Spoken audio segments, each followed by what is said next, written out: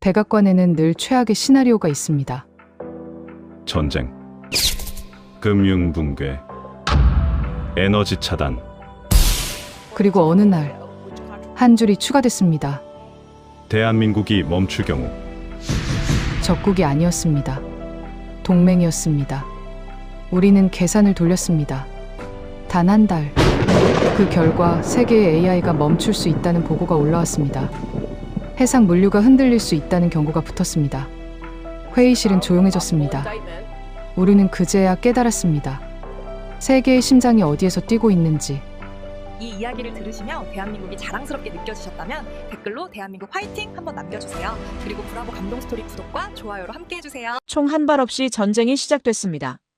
선전포고도 위협도 없었습니다. 단 한 줄이었죠. 한국이 생산 우선순위를 조정했습니다. 저는 즉시 계산을 시작했습니다. 그리고 숫자 하나가 나왔습니다. 30일. 그 시계를 쥐고 있는 건 우리가 아니었습니다.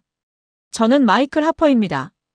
웨스트포인트를 나왔고 MIT에서 공학과 국제안보를 복수 석사로 마쳤습니다. CIA 산업기술분석국 수석전략관, 국가안보회의 기술공급망 위기 대응 책임자. 28년입니다. 저는 경제학자가 아닙니다.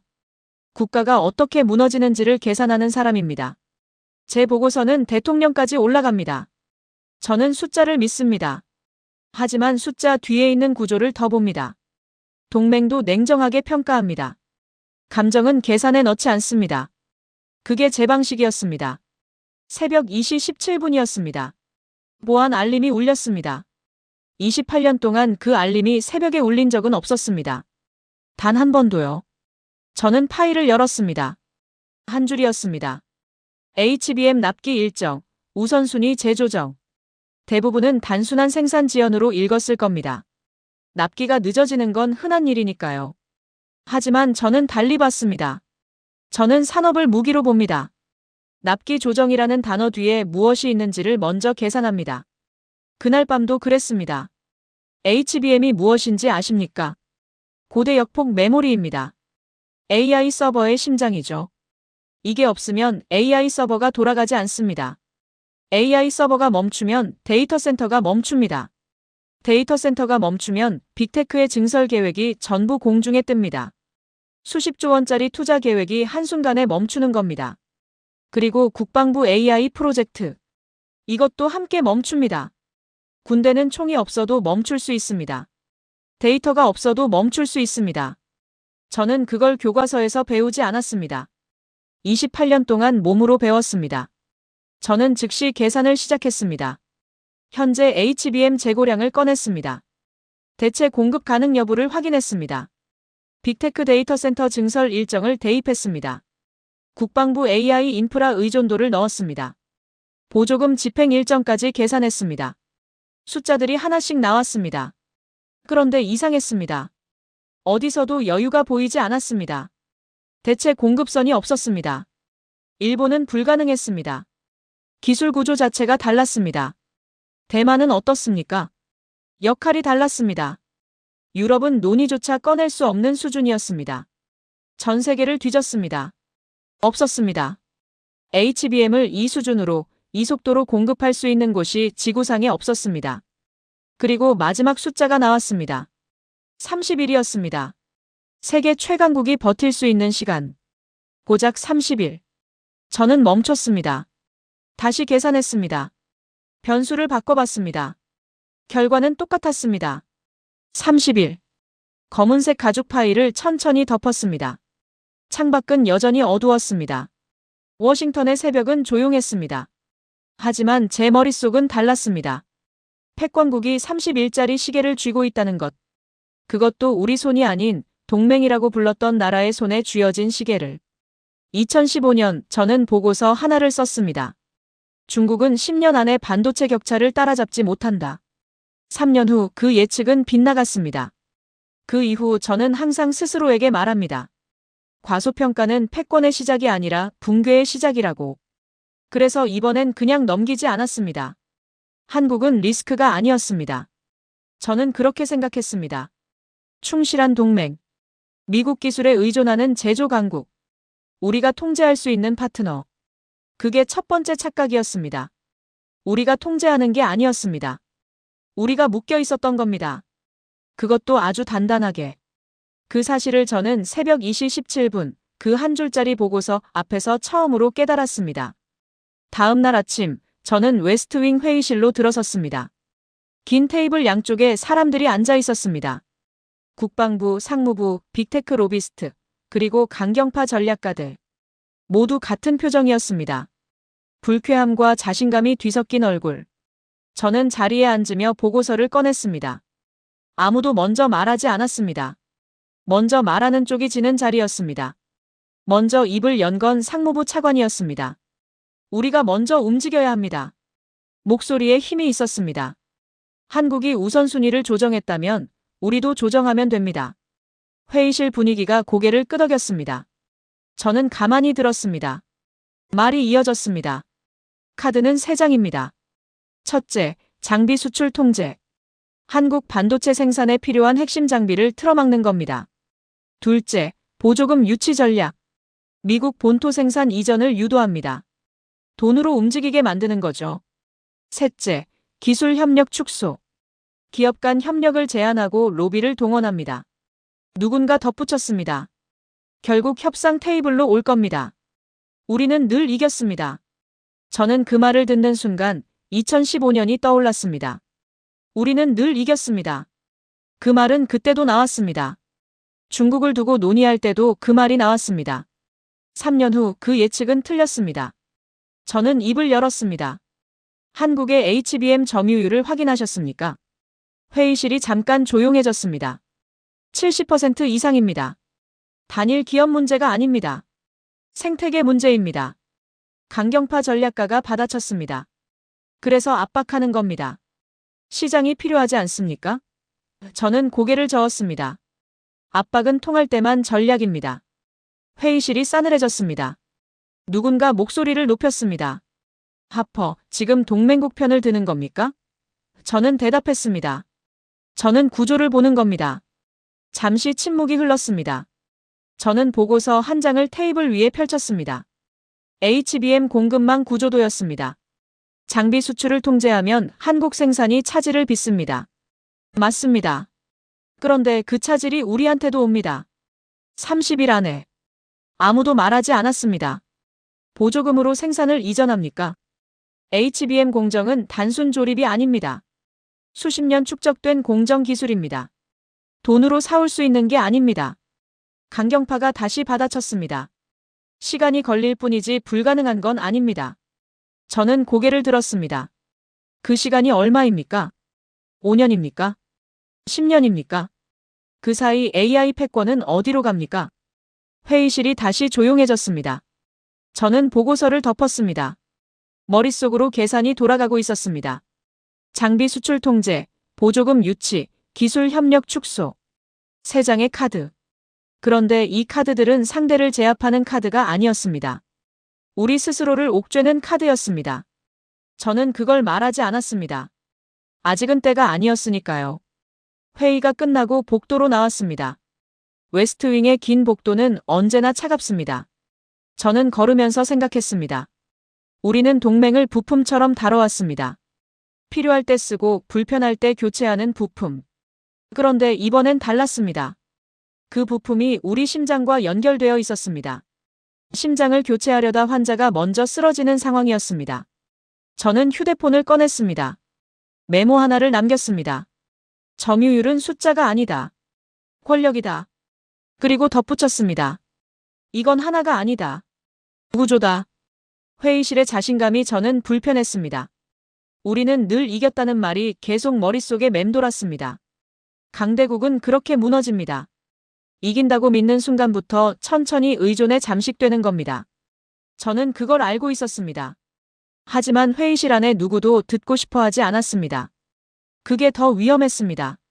화상회의가 시작된 건 오후 2시였습니다. 워싱턴은 낮이었지만 서울은 새벽 3시였습니다. 그 시간에 화면 앞에 앉아 있다는 것 자체가 메시지였습니다. 한국 측 협상단은 3명이었습니다. 표정이 없었습니다. 피곤한 게 아니었습니다. 준비된 얼굴이었습니다. 저는 그 순간 직감했습니다. 이건 단순한 협의가 아니라는 걸. 미국 측이 먼저 요구사항을 꺼냈습니다. 상무부 차관이 목소리에 힘을 실었습니다. HBM 생산 일부를 미국 본토로 이전하는 방안을 협의하고 싶습니다. 미국 정부의 전폭적인 보조금 지원이 가능합니다. 한국 측이 고개를 끄덕였습니다. 협력 의사가 있다는 신호처럼 보였습니다. 회의실 분위기가 살짝 풀렸습니다. 저는 그 순간 긴장을 늦추지 않았습니다. 너무 쉽게 고개를 끄덕였습니다. 28년 경력이 말해주고 있었습니다. 쉽게 고개를 끄덕이는 협상 상대는 반드시 뒤가 있다고. 한국 측 수석 대표가 입을 열었습니다. 목소리는 낮고 차분했습니다. 협력 의사는 충분합니다. 다만 핵심 생산 라인은 한국에 유지되어야 합니다. 이건 기업의 결정이 아니라 국가 전략의 문제입니다. 회의실이 조용해졌습니다. 차관이 받아쳤습니다. 핵심 라인이라는 기준이 무엇입니까? 한국 측이 답했습니다. 최첨단 공정입니다. 차세대 HBM 공정은 한국에서 진행됩니다. 차관의 얼굴이 굳었습니다. 저는 보고서에 메모를 남겼습니다. 핵심을 내주지 않겠다는 뜻이었습니다. 껍데기만 내주겠다는 뜻이었습니다. 미국 측 강경파가 끼어들었습니다. 그렇다면 공급 우선순위는 어떻게 됩니까? 미국이 최우선 아닙니까? 한국 측이 잠깐 멈췄습니다. 그 1초가 길게 느껴졌습니다. 그리고 답했습니다. 공급 우선순위는 계약 순서에 따릅니다. 전략적 상황에 따라 조정될 수 있습니다. 강경파가 목소리를 높였습니다. 전략적 상황이라는 게 무슨 뜻입니까? 그건 거부 아닙니까? 한국 측이 흔들리지 않았습니다. 거부가 아닙니다. 원칙입니다. 강경파가 다시 받아쳤습니다. 원칙이라는 말로 동맹을 흔들자는 겁니까? 한국 측 대표의 표정이 처음으로 바뀌었습니다. 차갑게 굳었습니다. 동맹을 흔드는 건 저희가 아닙니다. 회의실이 완전히 얼어붙었습니다. 그 문장 하나가 공기를 바꿔버렸습니다. 아무도 말하지 않았습니다. 저는 그 침묵이 무엇을 의미하는지 알고 있었습니다. 반박할 말이 없는 게 아니었습니다. 반박해봤자 소용없다는 걸 모두가 느끼는 순간이었습니다. 한국은 거절하지 않았습니다. 조건을 붙였습니다. 그 차이가 핵심이었습니다. 거절은 협상 테이블을 엎는 행위입니다. 조건은 판을 자기 방식으로 다시 짜는 행위입니다. 한국은 판을 뒤집지 않았습니다.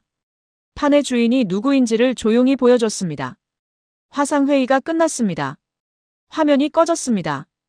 회의실은 한동안 아무 말도 없었습니다. 차관이 먼저 입을 열었습니다. 협상이 필요합니다. 강경파가 받아쳤습니다. 협박 아닙니까? 이게. 저는 그 말에 고개를 저었습니다. 협박이었다면 차라리 쉬웠을 겁니다. 모두가 저를 쳐다봤습니다. 저는 말을 이었습니다. 협박은 막을 수 있습니다. 하지만 구조는 막을 수 없습니다. 한국은 우리를 위협하지 않았습니다.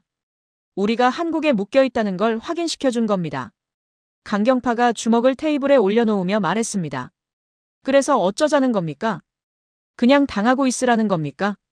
저는 고개를 들었습니다. 당하는 게 아닙니다. 현실을 보는 겁니다. 현실을 모르면 전략도 없습니다. 아무도 말하지 않았습니다. 저는 자리에서 일어났습니다. 머릿속에서 계산이 다시 돌아가고 있었습니다. 동맹이라는 단어의 의미가 달라지는 순간이었습니다. 우리는 한국을 관리 가능한 파트너로 봤습니다. 하지만 한국은 이미 다른 위치에 있었습니다. 고객이 아니었습니다. 우리가 고객이었습니다. 의존자였습니다. 게임의 룰이 바뀌었습니다. 그것도 우리가 모르는 사이에. 복도로 나오면서 저는 메모를 꺼냈습니다. 한 줄을 적었습니다. 동맹이 아니라 변수다. 그리고 멈췄습니다. 아니었습니다. 다시 지우고 고쳐 썼습니다. 우리가 변수였다. 인천공항에 내린 건 새벽 5시였습니다. 워싱턴에서 14시간을 날아왔습니다. 저는 피곤했습니다. 하지만 공항 문을 나서는 순간 피곤함이 사라졌습니다. 뭔가 달랐습니다. 공기가 아니었습니다. 속도였습니다. 수화물 벨트가 돌아가는 속도. 입국 심사대의 동선. 안내 표지판의 배치. 사람들의 걸음걸이. 모든 것이 정밀하게 맞물려 돌아가고 있었습니다. 낭비가 없었습니다. 저는 공항을 보면 그 나라의 혈관을 봅니다. 혈관이 막히면 나라가 느려집니다. 인천의 혈관은 빠르게 뛰고 있었습니다. 저는 수첩에 적었습니다. 혈관이 빠르다. 28년 동안 수십 개 나라 공항을 다녔습니다. 이 정도 속도는 처음이었습니다. 숙소로 이동하는 차 안에서 서울 외곽을 지났습니다. 새벽 5시였습니다. 그런데 불이 꺼지지 않았습니다. 공장 불빛이었습니다. 물류창고 불빛이었습니다. 도로 위에는 화물차들이 줄을 이었습니다. 저는 창문 너머를 바라보며 생각했습니다. 이 나라는 새벽에도 멈추지 않는구나. 미국에서 새벽 오시는 도시가 잠든 시간입니다. 워싱턴도 뉴욕도 시카고도 그 시간엔 조용합니다. 여기는 달랐습니다. 잠든 흔적이 없었습니다. 도시 전체가 깨어 있었습니다. 오전 10시 반도체 연구소에 도착했습니다. 안내를 맡은 연구원이 복도를 걸으며 설명했습니다. 저는 걸으면서 두 가지를 동시에 봤습니다. 설명과 현장. 클린룸 너머로 공정이 돌아가고 있었습니다. 멈춘 라인이 없었습니다. 저는 물었습니다. 라인을 멈추는 경우가 있습니까? 연구원이 잠깐 멈추더니 답했습니다. 멈추면 끝입니다. 짧은 대답이었습니다. 하지만 그 안에 모든 게 담겨 있었습니다. 멈추는 순간 경쟁에서 이탈한다는 뜻이었습니다. 생존이 걸린 말이었습니다. 저는 공정 전환 속도를 물었습니다. 이전 세대 공정에서 다음 세대 공정으로 넘어가는데 걸리는 시간. 숫자가 나왔습니다. 저는 속으로 계산했습니다. 미국의 반도체 공장이 같은 전환을 하는데 걸리는 시간과 비교했습니다. 2배였습니다. 한국이 2배 빠른 게 아니었습니다. 미국이 2배 느린 것이었습니다.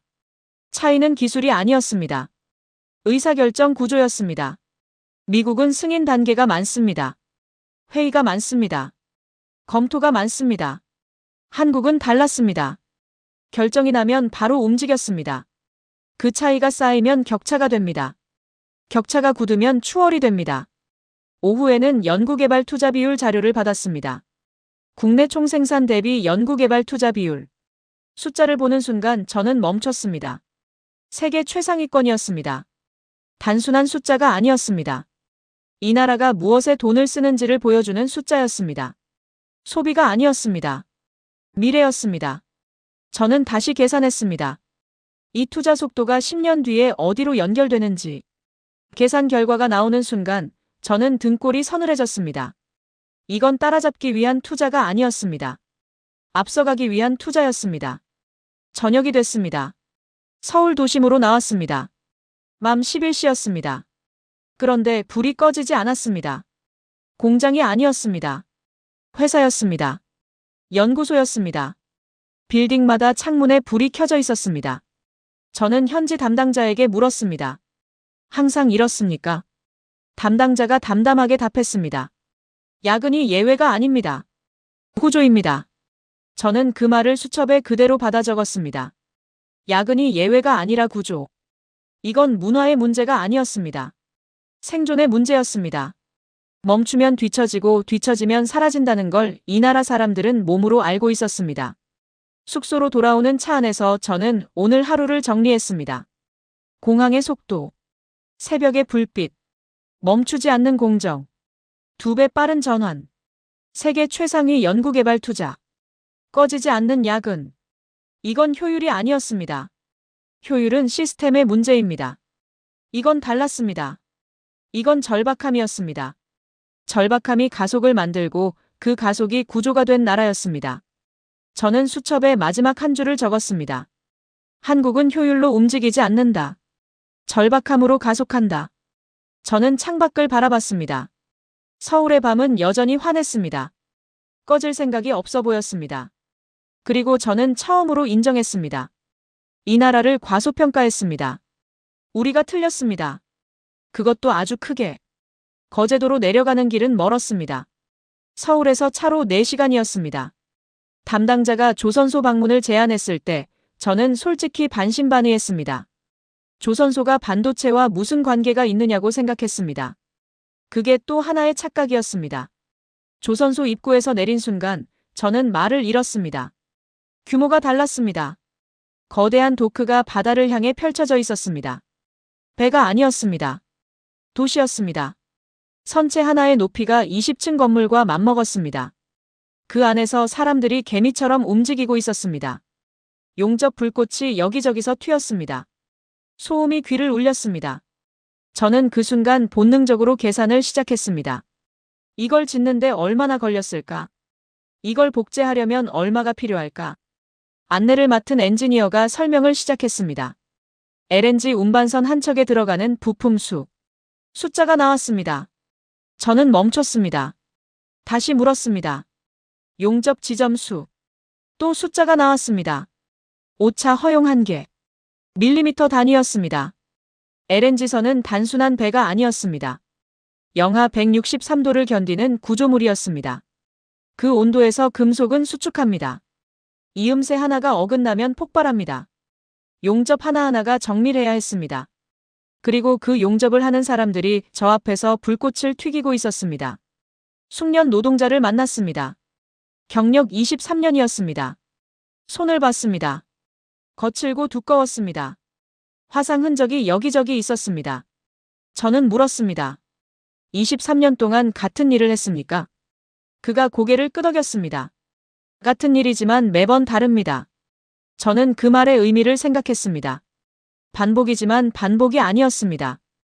23년 동안 같은 자리에서 조금씩 더 정밀해진 손이었습니다. 그 손은 돈으로 살 수 없었습니다. 시간으로만 만들 수 있는 손이었습니다. 저는 중국 조선소 데이터를 떠올렸습니다. 중국은 막대한 자본을 투입했습니다. 도크를 지었습니다. 장비를 샀습니다. 인력을 채웠습니다. 그런데 LNG선 수주 비중은 달랐습니다. 한국이 압도적이었습니다. 왜입니까? 자본이 부족해서가 아니었습니다. 숙련이 부족해서였습니다. 23년짜리 손을 중국은 살 수 없었습니다. 유럽도 마찬가지였습니다. 기술을 이전받아도 손이 따라가지 않았습니다. 손은 가르친다고 생기지 않습니다. 쌓인다고 생깁니다. 오후에 산업 연결 구조 자료를 받았습니다. 조선소가 혼자 돌아가는 게 아니었습니다. 철강이 연결되어 있었습니다. 부품업체가 연결되어 있었습니다. 금융이 연결되어 있었습니다. 한 척의 배가 만들어지기까지 수백 개의 기업이 맞물려 돌아가고 있었습니다. 단일 기업 문제가 아니었습니다. 생태계였습니다. 이 생태계를 복제하려면 조선소만 지어서는 안 됩니다. 철강도 키워야 하고 부품도 키워야 하고 금융도 키워야 합니다. 그 모든 것이 수십 년에 걸쳐 함께 자라야 합니다. 돈을 쏟아붓는다고 되는 게 아니었습니다. 시간이 필요했습니다. 그것도 엄청난 시간이. 저는 메모를 꺼냈습니다. 조선 생태계 구조를 적기 시작했습니다. 적으면서 반도체가 떠올랐습니다. 구조가 같았습니다. HBM도 단일 기업이 아니었습니다. 소재가 있고 장비가 있고 공정이 있고 숙련된 엔지니어가 있었습니다. 그 모든 것이 수십 년 동안 함께 자란 생태계였습니다. 우리가 장비 수출을 통제해봐야 소용없는 이유가 여기 있었습니다. 장비 하나를 막는다고 생태계가 무너지지 않습니다. 생태계는 그렇게 단순하지 않았습니다. 조선소를 떠나는 차 안에서 저는 창밖을 바라봤습니다. 바다 위에 배 한 척이 천천히 도크를 빠져나가고 있었습니다. 거대한 몸체였습니다. 저는 그 배를 보면서 생각했습니다. 저 배 안에 23년짜리 손이 몇 개나 들어가 있을까? 수백 개였습니다. 수천 개였습니다. 그 손들이 모여 저 배를 만들었습니다. 그리고 그 손들은 사올 수 없었습니다. 저는 수첩에 마지막 한 줄을 적었습니다. 강대국은 돈으로 산다. 한국은 세월로 만든다. 그 문장을 쓰고 나서 저는 한참을 바라봤습니다. 틀린 말이 없었습니다. 그리고 그게 더 무서웠습니다. 돈은 빌릴 수 있습니다. 세월은 빌릴 수 없으니까요. 워싱턴으로 돌아온 건 사흘 뒤였습니다. 비행기 안에서 저는 한숨도 자지 못했습니다. 보고서를 다듬었습니다. 숫자를 정리했습니다. 문장을 골랐습니다. 백악관 웨스트윙 회의실에서 제가 꺼낼 말들을 머릿속으로 수십 번 되풀이했습니다. 이번엔 밀리면 안 됐습니다. 밀리는 순간 정책이 틀린 방향으로 굳어집니다. 굳어진 정책은 바꾸기가 훨씬 어렵습니다. 회의실 문을 열고 들어섰습니다. 긴 테이블 양쪽에 사람들이 앉아 있었습니다. 국방부 차관, 상무부 차관, 국가안보보좌관 측근, 강경파 전략가 2명, 그리고 빅테크 로비스트. 분위기가 무거웠습니다. 저는 자리에 앉으며 보고서를 꺼냈습니다. 아무도 먼저 말하지 않았습니다. 저는 기다리지 않았습니다. 먼저 입을 열었습니다. 우리는 한국을 막을 수 없습니다. 회의실이 조용해졌습니다. 국방부 차관이 눈썹을 올렸습니다. 강경파 전략가가 팔짱을 꼈습니다. 저는 계속했습니다. 한국의 HBM 점유율은 70%를 넘습니다. 조선 수주 비중은 전 세계 절반입니다. 배터리 공급망도 마찬가지입니다. 이건 단순한 시장 점유율 얘기가 아닙니다. 이 산업들이 멈추는 순간 우리 AI 인프라가 멈춥니다. 국방 프로젝트가 멈춥니다. 에너지 물류가 멈춥니다. 강경파 전략가가 끼어들었습니다. 한국은 작은 나라입니다. 국내 총생산으로 보면 우리 10분의 1도 안 됩니다. 그 나라가 우리를 흔든다는 게 말이 됩니까? 저는 고개를 들었습니다. 국내 총생산으로 전쟁을 하지는 않습니다. 공급망으로 합니다. 강경파가 받아쳤습니다. 그러니까 압박하자는 겁니다. 장비 수출을 통제하고 보조금으로 생산을 이전시키면 됩니다. 왜 못한다는 겁니까? 저는 보고서 한 장을 테이블 위에 펼쳤습니다. 산업 점유율 도표였습니다. 장비를 막으면 한국 생산이 차질을 빚습니다. 맞습니다. 그런데 그 차질이 30일 안에 우리한테 옵니다. 제가 한국에서 직접 확인했습니다. 회의실이 술렁였습니다. 국방부 차관이 말했습니다. 그럼 생산 이전은 어떻습니까? 보조금을 충분히 주면 움직이지 않겠습니까? 저는 고개를 저었습니다. 거제도 조선소에 다녀왔습니다. 경력 23년짜리 용접공의 손을 봤습니다. 그 손은 돈으로 살 수 없습니다. 반도체도 마찬가지입니다. HBM 공정은 수십 년 축적된 생태계입니다. 보조금으로 공장을 지을 수는 있습니다. 하지만 생태계는 지을 수 없습니다. 시간이 필요합니다. 최소 10년입니다. 강경파가 목소리를 높였습니다. 10년이면 됩니다. 지금 시작하면 되지 않습니까? 저는 차갑게 답했습니다. 그 10년 동안 AI 패권은 어디로 갑니까? 그 10년 동안 중국은 뭘 하고 있습니까? 회의실이 다시 조용해졌습니다. 국가안보보좌관 측근이 새 카드를 꺼냈습니다. 그럼 중국과 협력하면 되지 않습니까? 한국 의존도를 줄이는 방법은 그것도 있습니다.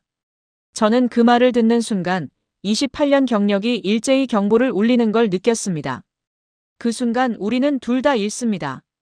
아무도 말하지 않았습니다. 저는 계속했습니다. 한국을 잃는 겁니다. 동시에 중국의 반도체 패권을 넘겨주는 겁니다. 중국은 우리 파트너가 될 수 없습니다. 그건 이 자리에 있는 모두가 알고 있습니다. 강경파 전략가가 주먹을 테이블에 올려놓았습니다. 그러면 어쩌자는 겁니까? 한국한테 그냥 끌려다니자는 겁니까? 저는 그를 똑바로 바라봤습니다. 끌려다니는 게 아닙니다. 현실을 보자는 겁니다. 현실을 모르면 전략도 없습니다. 침묵이 흘렀습니다. 길고 무거운 침묵이었습니다. 빅테크 로비스트가 조용히 말했습니다. 하퍼 말이 맞습니다. 저희도 이미 느끼고 있습니다. HBM 없이는 데이터 센터 증설이 불가능합니다. 장기 계약 협의를 시작해야 합니다. 강경파가 그를 노려봤습니다. 하지만 아무 말도 하지 못했습니다. 숫자 앞에서는 오만도 말문이 막힙니다. 국방부 차관이 천천히 입을 열었습니다. 보고서를 다시 검토하겠습니다. 그 한마디였습니다. 하지만 저는 알았습니다. 회의실의 톤이 바뀌었습니다. 완전히 바뀐 건 아니었습니다. 하지만 균열이 생겼습니다. 균열이 생기면 결국 갈라집니다. 저는 보고서를 챙겼습니다. 자리에서 일어섰습니다. 복도로 나오면서 저는 메모를 꺼냈습니다. 한 줄을 적었습니다. 패권은 군사로 유지된다. 하지만 산업으로 지속된다. 그리고 한 줄을 더 적었습니다. 한국은 우리를 위협하지 않는다. 우리가 한국에 묶여 있을 뿐이다. 회의실 충돌이 있고 나서 사흘이 지났습니다. 저는 사무실에서 보고서를 기다리고 있었습니다. 시장이 먼저 움직였습니다. 데이터가 쌓이기 시작했습니다. 숫자들이 하나씩 들어왔습니다. 저는 그 숫자들을 보면서 생각했습니다. 정치는 논쟁하지만 산업은 판결을 내린다고. 그리고 판결이 나오기 시작했습니다. 첫 번째 보고가 들어왔습니다. 미국 빅테크 기업들이 한국 메모리 기업과 장기 공급 계약을 체결했습니다. 단기 계약이 아니었습니다. 5년짜리 전략 계약이었습니다. 공동 연구 조항이 포함되어 있었습니다. 우선 공급권 조항도 있었습니다. 저는 그 계약서 요약본을 읽으면서 입술을 굳게 다물었습니다. 빅테크는 이미 알고 있었던 겁니다. 회의실에서 강경파가 압박을 외치는 동안 시장은 반대 방향으로 움직이고 있었습니다. 단순한 거래가 아니었습니다. 전략 의존을 공식화한 계약이었습니다. 두 번째 보고가 들어왔습니다. 한국 기업의 차세대 HBM 공정 발표였습니다. 경쟁국 대비 일정이 앞섰습니다. 미국 내부에서 자체 개발을 추진하던 프로젝트 담당자가 전략 수정을 요청했습니다. 저는 그 요청서를 읽었습니다. 행간이 명확했습니다. 우리가 따라잡는 게 아니라 격차가 벌어지고 있었습니다. 막는 전략이 실패했다는 뜻이었습니다. 조용하지만 분명한 실패였습니다. 강경파 전략가에게서 연락이 왔습니다. 긴급 면담 요청이었습니다. 저는 회의실로 들어섰습니다. 그는 혼자였습니다. 표정이 달랐습니다. 사흘 전과 달리 목소리에 힘이 없었습니다. 그가 먼저 말했습니다. 빅테크가 움직였습니다. 저는 고개를 끄덕였습니다. 알고 있습니다. 그가 말을 이었습니다. 장기 계약입니다. 우리가 압박하려는 순간에 저쪽이 먼저 묶어버린 겁니다. 저는 대답했습니다. 시장은 기다리지 않습니다. 정치가 논쟁하는 동안 기업은 살 길을 찾습니다. 그가 테이블을 손으로 짚으며 말했습니다. 그럼 우리 전략은 어떻게 됩니까? 이미 늦은 겁니까? 저는 잠시 침묵했습니다. 압박 전략은 끝났습니다. 다른 길을 찾아야 합니다. 그가 고개를 들었습니다. 눈에 반발이 남아 있었습니다. 하퍼, 당신은 처음부터 이렇게 될 걸 알고 있었습니까? 저는 고개를 저었습니다. 알고 있었던 게 아닙니다. 계산했던 겁니다. 계산은 누구나 할 수 있습니다. 하지만 결과를 받아들이는 건 다른 문제입니다. 그가 자리에서 일어났습니다. 창밖을 바라봤습니다. 한참 동안 아무 말이 없었습니다. 그리고 낮은 목소리로 말했습니다. 중국 카드는 어떻습니까? 아직 그 카드가 남아있지 않습니까? 저는 그를 바라봤습니다. 그 카드를 꺼내는 순간 한국은 중립으로 갑니다. 그 순간 중국이 웃습니다. 우리가 동맹을 잃고 적을 키우는 겁니다. 그가 입을 다물었습니다. 반박이 없었습니다. 세 번째 보고가 들어왔습니다. 조선에너지 데이터였습니다. LNG 운반선 수주 비중이 다시 한번 확인됐습니다. 해상에너지 물류의 절반 이상이 한국 선박으로 움직이고 있었습니다. 국방부 물류분석팀이 새 보고서를 올렸습니다. 유사시 해상 보급로 확보에 한국 조선 능력이 직결된다는 내용이었습니다. 산업이 군사 지속 능력과 연결된다는 걸 국방부 스스로 인정한 보고서였습니다. 저는 그 보고서를 출력해서 검은색 가죽 파일에 넣었습니다. 이건 증거였습니다. 나흘째 되던 날 정책 보고서 수정안이 올라왔습니다. 저는 그 문서를 펼쳤습니다. 한 문장이 눈에 들어왔습니다. 기존 문서에는 이렇게 적혀 있었습니다. 관리 가능한 동맹. 수정안에는 달랐습니다. 상호 억제적 전략 파트너. 저는 그 문장을 3번 읽었습니다. 통제에서 공존으로. 관리에서 협력으로. 말 한 줄이 바뀐 게 아니었습니다. 구조인식이 바뀐 겁니다. 회의실에서 제가 던진 말들이 문서 안에 스며들었습니다. 느리지만 확실하게. 강경파에게서 마지막 연락이 왔습니다. 짧은 문자였습니다. 중국 카드 폐기 동의합니다. 저는 그 문자를 읽고 파일을 덮었습니다. 이긴 게 아니었습니다. 현실이 이긴 겁니다. 저는 그저 현실을 대신 읽어준 것뿐이었습니다. 저는 메모를 꺼냈습니다. 한 줄을 적었습니다. 우리는 한국을 설득할 수는 있다. 하지만 대체할 수는 없다. 그리고 한 줄을 더 적었습니다. 정치는 논쟁하지만 산업은 판결을 내린다. 창밖으로 워싱턴의 저녁이 내려앉고 있었습니다. 저는 그 빛을 바라보며 생각했습니다. 강대국의 오만은 데이터 앞에서 무너집니다. 항상 그랬습니다. 이번도 다르지 않았습니다. 강의실은 조용했습니다. 하버드 케네디 스쿨. 200명이 넘는 학생들이 앉아 있었습니다. 대부분 미국인이었습니다. 일부는 유럽에서 왔습니다. 아시아에서 온 학생들도 있었습니다. 저는 단상 앞에 섰습니다. 마이크를 잡았습니다. 28년 동안 수백 번 강단에 섰습니다. 하지만 오늘은 달랐습니다. 오늘은 제가 틀렸다는 걸 공개적으로 인정하는 자리였습니다. 저는 천천히 입을 열었습니다. 오늘 저는 여러분에게 제가 저지른 실수 하나를 먼저 고백하겠습니다. 강의실이 조용해졌습니다. 저는 28년 동안 공급망을 분석했습니다. 국가 붕괴 시나리오를 계산했습니다.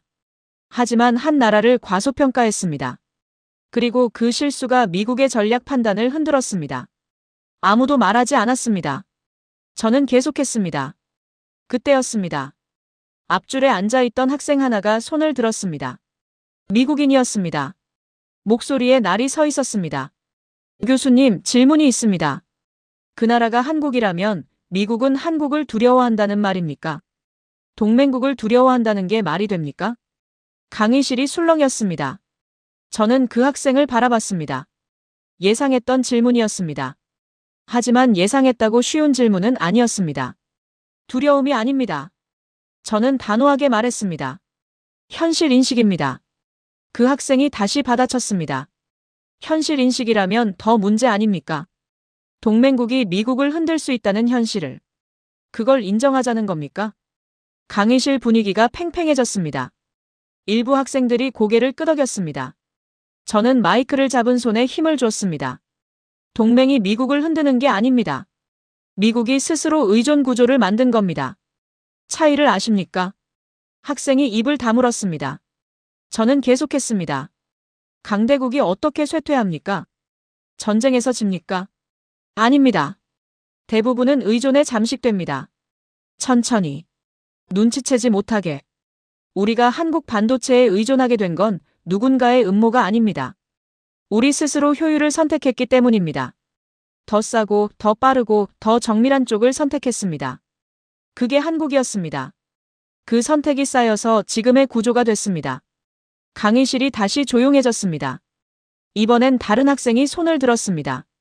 한국계 얼굴이었습니다. 목소리가 낮았습니다. 교수님, 한국이 강한 이유가 정확히 무엇입니까? 기술입니까? 자본입니까? 저는 잠깐 멈췄습니다. 이 질문이 오늘 강의의 핵심이었습니다. 둘 다 아닙니다. 강의실이 술렁였습니다. 저는 화면을 바꿨습니다. 4개의 칸이 나왔습니다.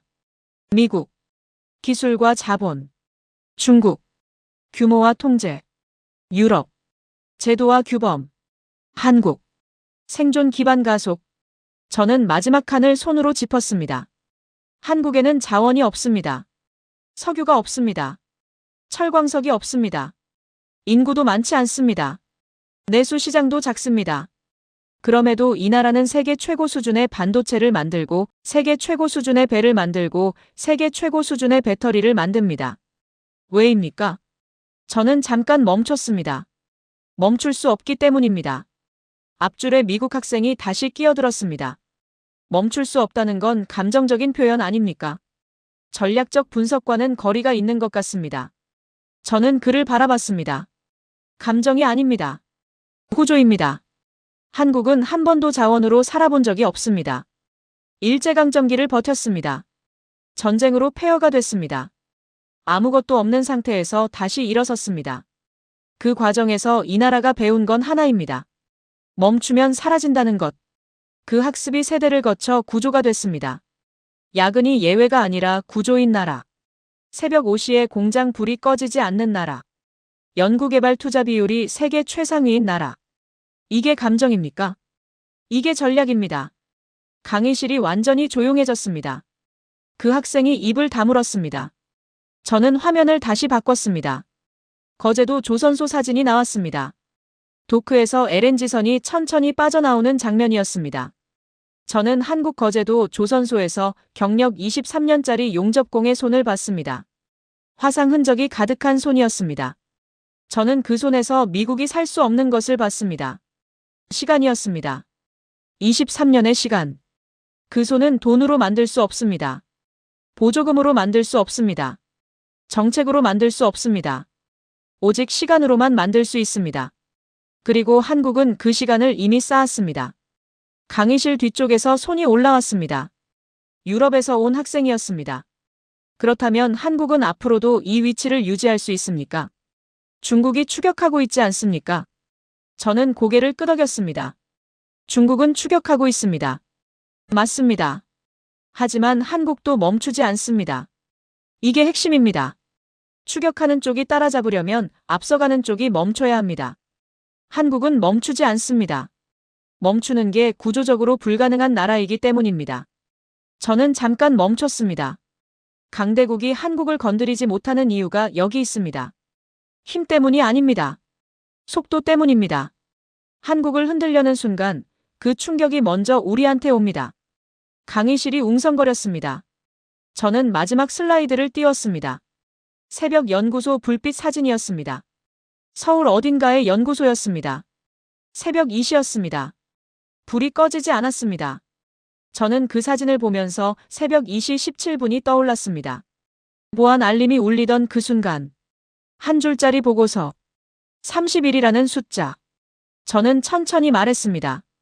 패권은 고정된 상태가 아닙니다. 오만은 느림을 만듭니다. 느림은 추월을 허용합니다. 저는 28년 동안 국가 붕괴 시나리오를 계산했습니다. 그런데 정작 가장 중요한 걸 늦게 배웠습니다. 멈추지 않는 나라는 건드릴 수 없다는 것을. 저는 마이크를 내려놓았습니다. 강의실이 조용했습니다. 그리고 천천히 박수가 시작됐습니다. 앞줄에서 날카로운 질문을 던졌던 미국 학생도 박수를 쳤습니다. 저는 그 박수를 들으면서 생각했습니다. 인정은 패배가 아닙니다. 인정이 진짜 전략의 시작입니다. 강의실 문을 나서면서 저는 수첩을 꺼냈습니다. 마지막 한 줄을 적었습니다. 한국은 위협이 아니다. 멈추지 않는 변수다. 그리고 수첩을 덮었습니다. 복도 창밖으로 아침 햇살이 들어오고 있었습니다. 어딘가에서 한국의 공장은 지금 이 순간에도 돌아가고 있을 겁니다. 연구소 불빛은 꺼지지 않았을 겁니다. 저는 그걸 알고 있었습니다. 그리고 이제는 그게 두렵지 않았습니다. 존중했습니다. 여기까지 함께 해주신 여러분, 진심으로 감사드립니다. 오늘 마이클 하퍼의 이야기 어떠셨습니까? 세계 최강국의 전략가가 한국 앞에서 멈추고 계산하고 결국 고개를 숙이는 그 순간. 저는 이 이야기를 준비하면서 내내 가슴이 뜨거웠습니다. 우리가 당연하게 여겼던 것들. 새벽에도 꺼지지 않는 공장 불빛. 23년짜리 용접공의 손. 멈추면 끝이라는 말 한마디. 그게 바로 우리 대한민국의 힘이었습니다. 자원도 없고 땅도 좁고 인구도 많지 않은 나라. 하지만 단 한 번도 멈추지 않은 나라. 그게 바로 여러분이 살아온 나라입니다. 여러분이 만들어온 나라입니다. 이런 이야기가 더 궁금하신 분들, 브라보 감동 스토리 채널을 구독해 주십시오. 여러분의 구독 하나가 이런 이야기를 계속 만들 수 있는 힘이 됩니다. 좋아요도 꼭 눌러주십시오. 알림 설정까지 해두시면 다음 이야기를 가장 먼저 만나실 수 있습니다. 브라보 감동 스토리는 앞으로도 대한민국의 자부심을 전 세계의 시선으로 담아내겠습니다. 다음 이야기에서 또 뵙겠습니다. 감사합니다.